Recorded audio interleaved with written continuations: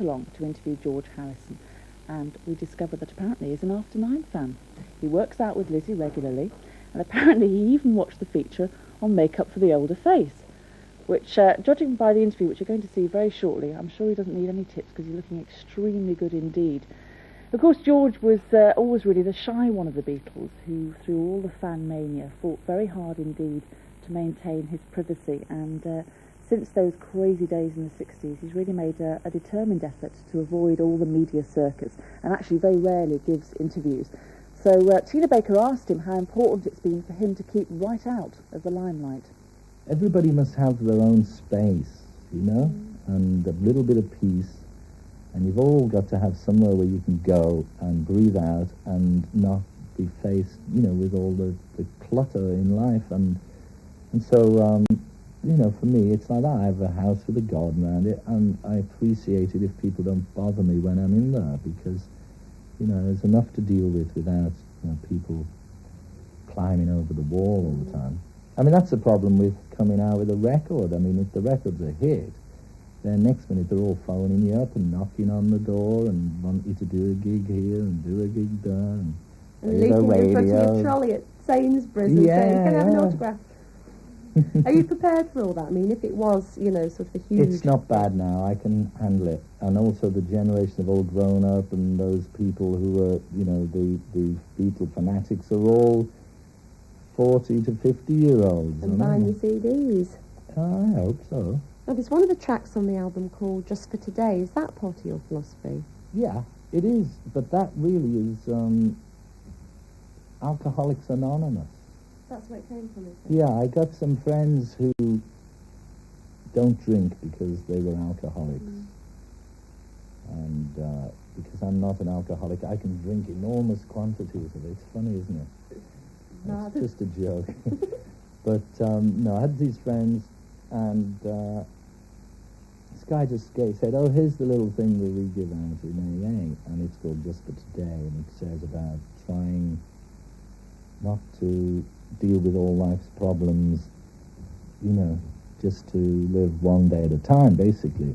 So is that part of your philosophy? And so I wrote the song based on that, because I think it's good for me to remember, I don't think you have to be an alcoholic just for that, to be reminded of that. It's like to just say, to breathe out and just take each moment as it comes and not get all wound up worrying about what we're going to do tomorrow and like that. Do your family share your beliefs now?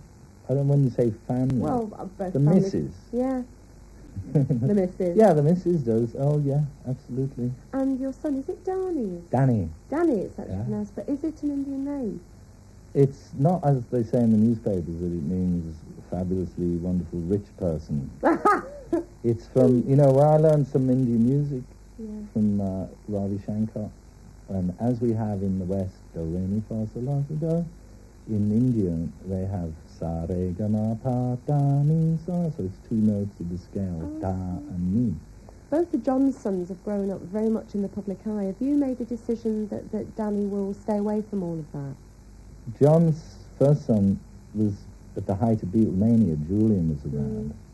And his second son is growing up in the height of publicity, or whatever it's called, because Yoko is pushing him there.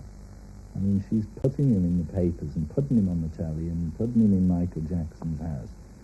And, different strokes for different folks. So I think they should let them have a bit of peace and be kids and just play as kids. And, there's all this sort of, everybody wants to knows about and find out about you kids, but I think that's unfair on them. I mean, but will he be able to sort of have just a normal upbringing, really? Well, I mean, it's not normal anyway, having a dad who's an ex-Beatle living in a sort of wacky castle, you know what I mean? That's not normal, but to him it is normal, and within that framework, he's a good boy and knows about, that there's people who aren't as fortunate, and, he's sensitive to the other things that are happening in the world. He's not just like, some pampered little, horror, like precocious and that.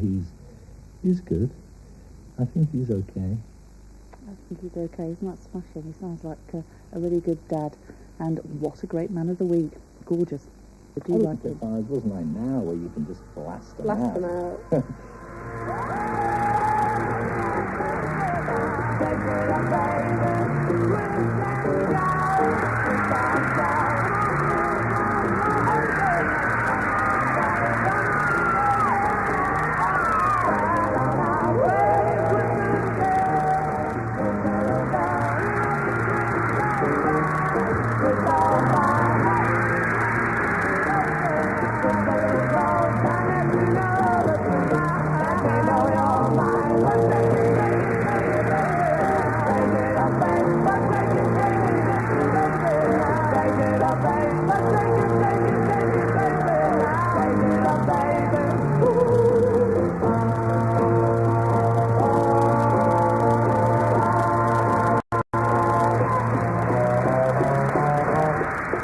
Very difficult. There's a lot of strain and stress and strain, and everywhere we seemed to go in that last year tour in America, there was like race riots going on in Chicago, and we'd arrive in the middle of that, and there was political problem in Montreal. The French and the British all hating each other and saying we're going to shoot Ringo, and hurricanes. We're flying into hurricanes in the aeroplane, and you know, it was just like.